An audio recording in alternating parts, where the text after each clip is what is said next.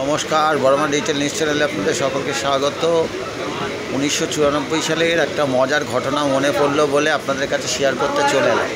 আমরা শিয়ালদা থেকে college street হয়ে আমরা 4 বন্ধু ফিরছিলাম। তার মধ্যে তিলক মুখার্জি বলে একজন ছিল, একটা বন্ধু ছিল, ও ইকোনমিক্স অনার্সে পড়তো। ওর একটা বদস্বভাব ছিল, বিড়ি সিগারেট খেত না।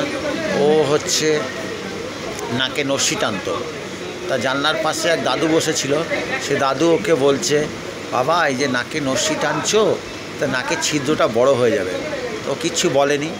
ওর বাড়ি ব্যারাকপুরে যখন নামলো, নেমে জানলার কাছে এসে বলল, দাদু আপনি যে রোজ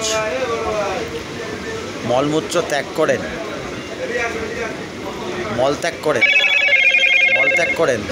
বা মূত্রত্যাগ করেন, তাতে কি আপনার ছিদ্রটা বড় হয়ে যায়? ঘটনাটা কেমন লাগলো কমেন্ট করে জানাবেন, শেয়ার করবেন, লাইক করবেন। ভিডিও ভালো হলে Barma digital news channel subscribe করবেন, সকলকে বলে দেবেন সাবস্ক্রাইব করার জন্য। ধন্যবাদ।